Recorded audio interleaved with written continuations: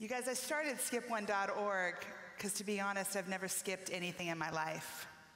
Food, facials, fashion. I bought it, I ate it. And in 2003, my husband and I had been sponsoring a couple kids over in Africa. You know, like most of your families probably do. We had a little boy for our son, Blake, and a little girl for our little daughter, Brooke, who's 15 and a sophomore in high school, but she's still Brookie Cookie.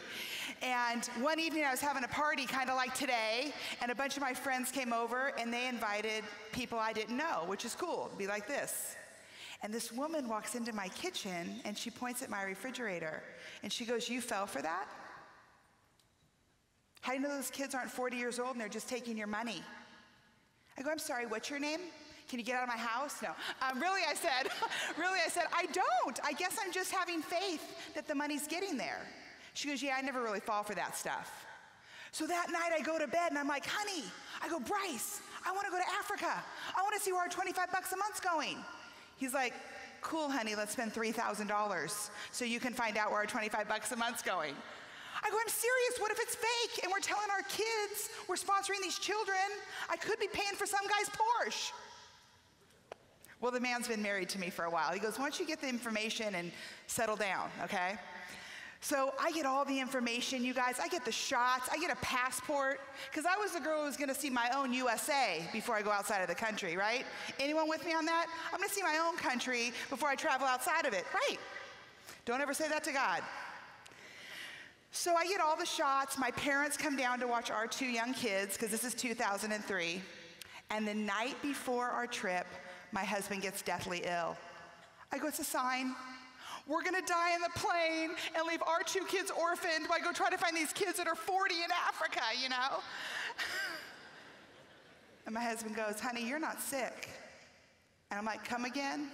You're gonna send your only wife to the other side of the world who's gonna carry my luggage, you know?" And he goes, "Babe, you need to do this. You don't like to go anywhere but the day spa." He goes, "The fact that you want to go to East Africa, God obviously wants to take a vacation with you." So you guys, the next morning I woke up and I ripped those little pictures off the fridge because I didn't tell anyone I was coming. I was gonna be Diane Sawyer. I'm gonna bust this thing open if it's fake, right? So I fly from LAX to Heathrow, from Heathrow to Entebbe, and I show up in this little village called Gaba after being in coach for 24 hours.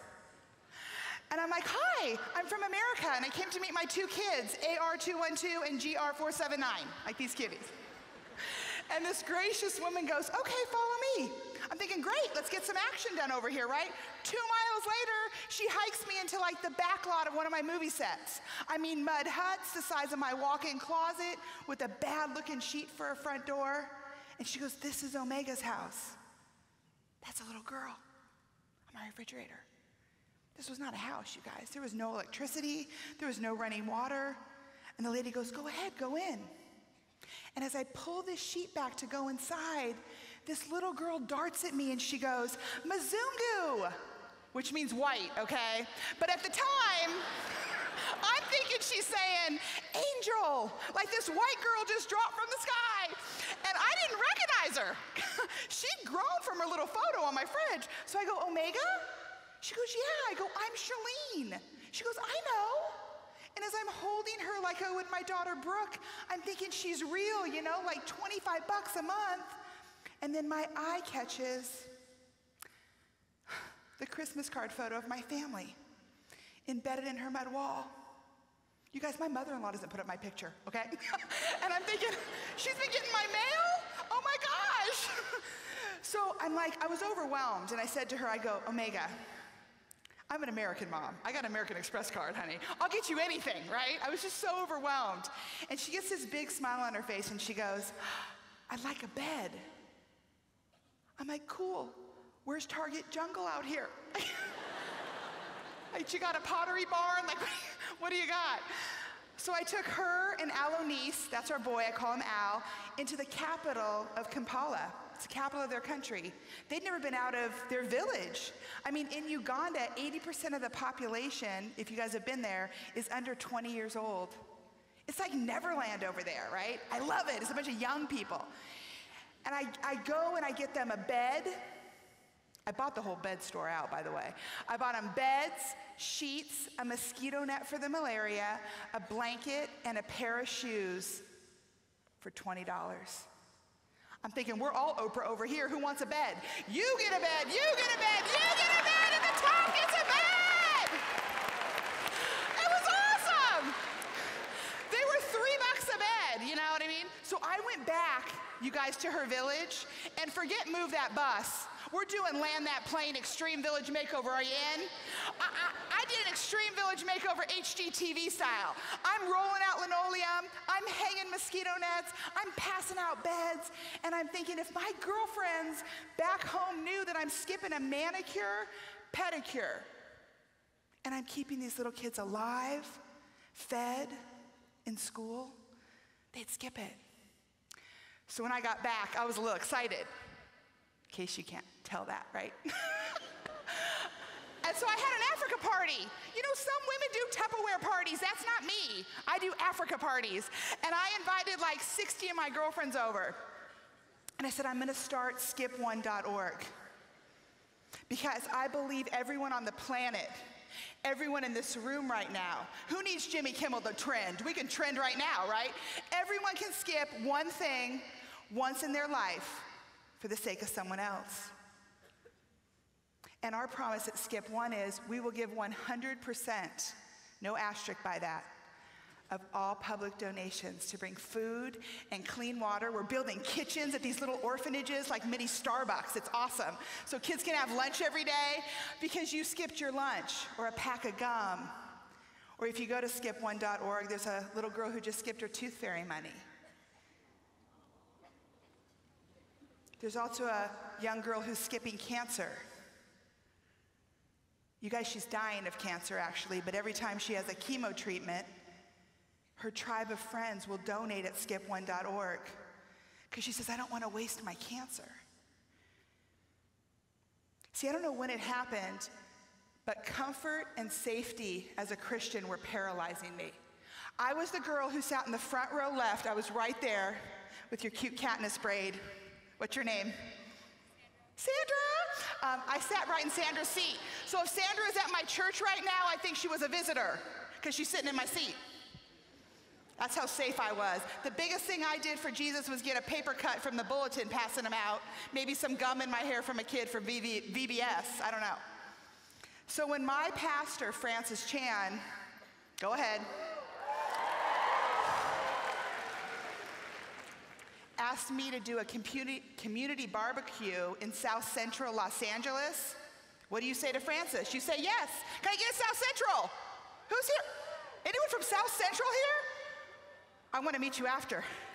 As soon as I said yes to Francis, because you don't say no to your pastor, right? I'm walking to my car and I'm gripped. No, I wasn't gripped, you guys. I was freaking out. And yet I'm a woman of my word, and I'm like, crud, what did I just say yes to? You gotta understand, my little sister and I grew up with a SWAT guy for a dad. My dad wasn't a godly man, but he was a safety man. He was a sniper on the SWAT team. And safety, I know. My dates really loved it when they'd pick me up when I was your age. My dad would be cleaning his guns. So literally, my dad would tell my sister and I, my dad set off a fire alarm, you guys. This is crazy. You're gonna call your parents and go, I love you. The speaker's dad's weird. Set off the fire alarm at 1 in the morning to teach us fire safety. I had to throw my baby sister out the second floor window into the swimming pool, jump in after her, grab her out, and stand on the mark. Dad, we made it. He's like, okay, if there's a real fire, that's what you do.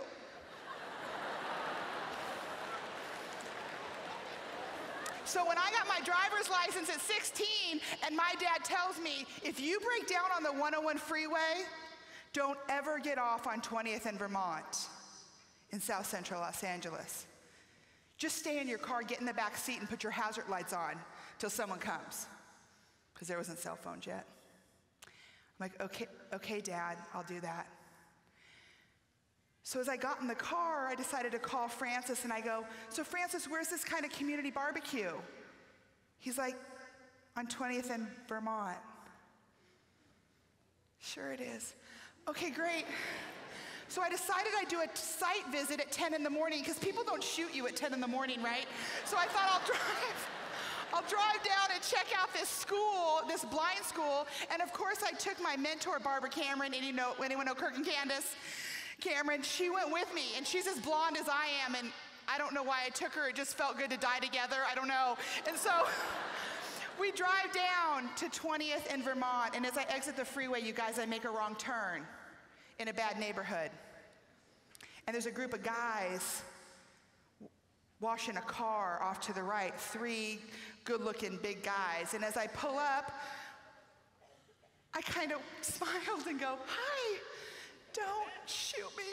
And as we go by, the one guy kind of looks at me, gives me a little nod, and the other 2 just stare. And we pass by and I go, "Look, Barbara, it's not so bad. These guys are not even washing their car." She goes, "Buddy, they weren't washing their car. They were stripping the rims and tires off that car." And I look in the rearview mirror and I'm like, "Oh my gosh, at 10 in the morning?" She goes, "Who's gonna stop them?" I go, "Not us." And I'm just like, so I find the blind school, you guys. We set up this amazing barbecue. Cornerstone Simi Valley literally goes to South Central LA. And we got Red's Barbecue, we got the mayor to come out, fire trucks, we had carnival booths, face painting, and it's free for the whole community. Barbara, who's West Coast Martha Stewart, decides she's gonna do all the decorating, whole red, white, and blue theme, and as the barbecue's about to start at noon, nobody's there. 12:10, nobody. I'm like, do they not smell that tri-tip? It's unbelievable. Like, nobody. 12:15, this guy walks down to the blind school and starts pacing the fence back and forth. And I go, "Hey, get your family and come on in, it's free." He goes, "I know that, but you better quit flying those gang colors." I'm like, "What?" He obviously knew I had no idea what he was talking about. He goes, "Your red and blue balloons. Your crimson, red, and blue, Crips and Blood, Tupac movie balloons." And I'm like, "Barbara, pop the balloons!" We're like running, trying to pop these balloons. And then about 10 minutes later, as if a Laker game got out, I'm not even kidding, hundreds of people start coming to the barbecue. I'm like, "Really? You had to do the red, white, and blue theme?" She goes, "Well, I was going with America." I go, "Well, not down here. You don't go with America." So as the barbecue wound down, it was amazing watching families in our community sitting and dining and eating with families in South Central Los Angeles.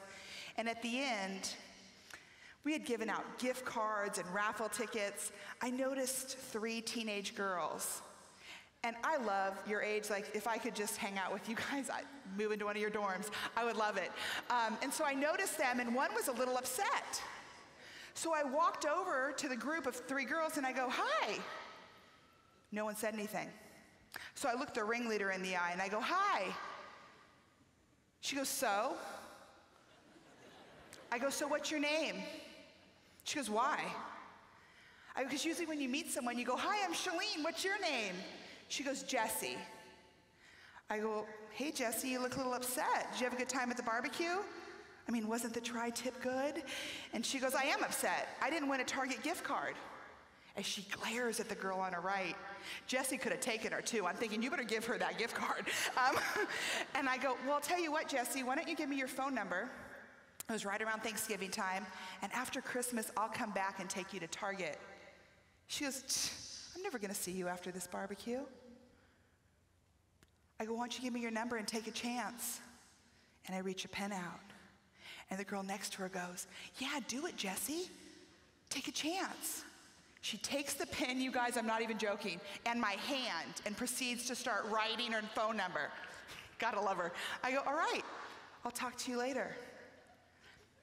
The drive home to Simi Valley, I'm not even telling you, she was the talk of the car ride. I couldn't wait to call her and hope that the phone wasn't like, "Doo-doo-doo, we're sorry, it's been disconnected." You guys, we need to start getting comfortable with God making us uncomfortable. I called Jessie on January 2nd. It rang, and it rang, and it rang, and she goes, "What?" I go, "Oh, Jessie, Honey, hey, it's Shelene. She goes, oh my gosh, Mom, it's the white girl from the barbecue. I said, it is, honey, and we have a date. You and I are going shopping. I'll be there Saturday.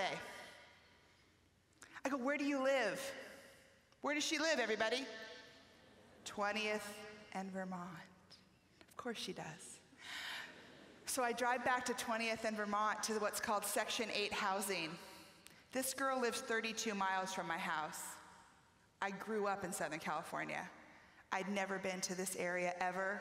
Her apartment complex looked out of a Tim Burton movie, you know, just falling over. The stairs are so far a baby could fly through the middle. And she comes running down, she hops in the car, and we take off with her and her two friends that were from the barbecue, Laura and Lisa, to Target. We get them outfits, and then I say, I want to take you guys to dinner, and I want to hear your story. I said, where'd you like to go? Jesse goes, Sizzler. I go, cool, where's Yelp when you need it, right? So I take them to Sizzler. I remember loving Sizzler growing up. They have these big menus with the chalkboards on them. You can read the menu on the chalkboard. Laura and Lisa go up and they order, and then Jesse and I walk up, and I go, what do you want, honey? She goes, I don't know, order for me. I go, no, you picked this place, honey. What do you want? She's looking at the board. She's looking at the board. And it hit me. I go, Jess, can you read that board, honey? She goes, no. Okay, let me tell you what it says. Inside, I'm like, how did this young 14-year-old girl in the Los Angeles Unified School District just get passed along and can't read a Sizzler board? I was like dying. But as I went to sit down with the girls, I found out that both set of girls' dads in San Quentin. If you've heard of San Quentin, you don't get out of San Quentin. They've maybe seen their dads once. Their moms are trying to make ends meet to support them. And because my pastor was willing to make me a little uncomfortable and asked me to do this community barbecue, I had this sweet season with these girls. I got to go meet their teachers and get them in a reading program. Someone donated the mom a car, crazy. The women got to go, the moms got to go on a women's retreat that Cornerstone sponsored. Laura and Lisa's mom hear the gospel at this retreat, get baptized, and she goes to John MacArthur's church. Go figure, right? I know, Johnny Mac. See, you guys, when was the last time you did anything that made you uncomfortable? Or better yet, when was the last time you did something for the first time? I think we get so busy trying to keep up our standard of living. You got school, you got work, that we're not living. See, every significant event that happened in the Bible happened because someone was willing to say yes to God. First of all, the answer is always yes to God. Just break it down, okay? You're going to tell God, oh, maybe, let me get back to you. But keep letting me breathe. You think you're going to say to God, no? Really? I'd like to meet you after. But we do that in our head. Our actions show that we do that. Church preaches about love a lot. There's a lot of love going on in church. There's just not a lot of doing. If we call ourselves Christians, ambassadors for Christ, sons and daughters of the Most High God, we are the church. It's not the building. Love is an action. I love this verse in Matthew 7:26, if you guys have your iPhones or Bibles. But anyone, that means all of us, just so you know. But anyone who hears these words of mine and does not put them into practice is like a foolish man who built his house on the sand. God's like, don't just be a hearer of the word, be a doer. Or as Bob Goff would say, love does, right? Love Bob. Bob's daughter's here. No, just kidding. See, there's something all of us in this room have in common. All of us. And that's 86,400 seconds. You've given 3,600 of those seconds right now just to be here in the presence of the Lord, to be gathered with believers. Our life is a vapor, you guys.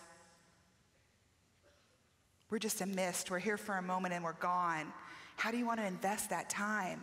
What do you really want to be known for?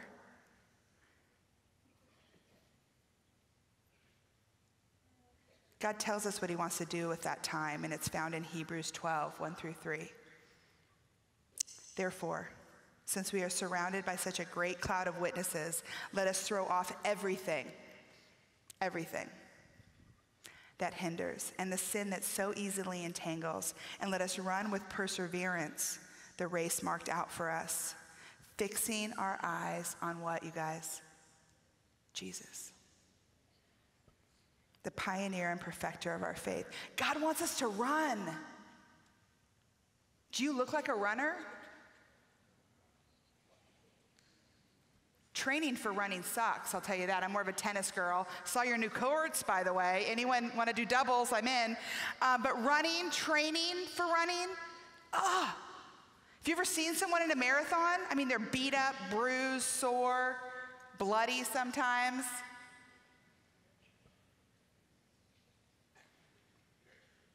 When you're actually in a race and you're running towards the things God has planned for you, you don't have time to be in arguments with people. I can't use my energy to fight with someone. I'm not complaining about the message or the church or the messy restrooms. I have a race to run. Anyone watch Amazing Race? The show, right? It's amazing. So you see these couples and they get to the platform where the guy is, and he's like, and they stand there and they're like totally beat up, and they go, "You're contestant number 2, you may stay." And they're like, "Yes!" And they're so excited. They don't get off and start arguing about it because they have to open the next detour and run. As Christians, you guys, that's what our life should look like. And there are people in the room that are running. Give it up. You know who you are. You're beat up. You're bloody. You're persevering for the sake of the cross. But then there's some of us, there's nothing in our life that resembles a run. We're not training. We're not working out. I mean, when I was your age, comfort and safety, relaxing in my recliner, going up the corporate ladder, getting a name for myself. See, the American dream, you guys, is a lie. You want your best life now? If we really want our best life now, it's only because we're going to hell. Our best life's later. I tell my son, senior at Oaks Christian High School, I'm letting him look at Liberty. This is Blake. I tell him all the time, I'm like, "Honey, we're not having a 5-year plan. We're not having a 10-year plan. We have a 500-year plan in our family." Anyone with me?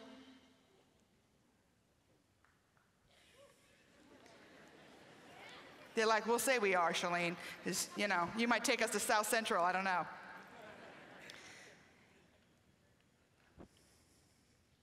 Is there any verse in the Bible, you guys, that is better than at the end of your life, whenever that is, I got 1 minute, 30 seconds, and I could be done? So do you think I need to care what you think right now? God says, "Shelene, you were created to glorify me." Is there any verse better in the Bible than the one that says, "Well done, my good and faithful servant"? I can't think of one, because the "depart from me, I never knew you" verse scares the crud out of me. You see, I'm not worried that anyone in this room is going to fail at anything. You are the 1% of the world that gets to live the way you do, to get the education that you get. You have running water. You probably kept your food in a refrigerator like I do, and your clothes in a closet. You are richer than 75% of the entire world population. I'm not worried that any of you are going to fail at anything. My concern is you might succeed at something that doesn't matter. Can I pray for you?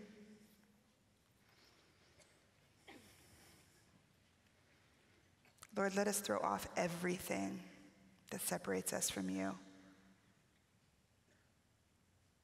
May we not be students who just frost a manure cake and try to pretend like we're living the Christian life. You see right through that.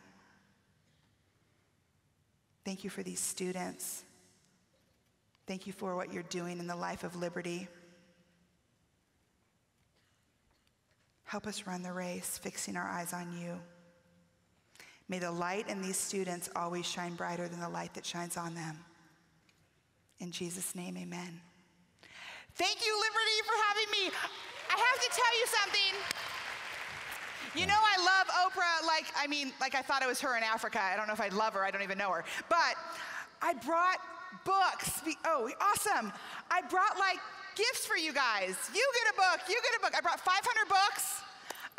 Francis Chan wrote the foreword, so he told me to give you guys 500 books. But I would love to meet you guys. I would love to hear your story.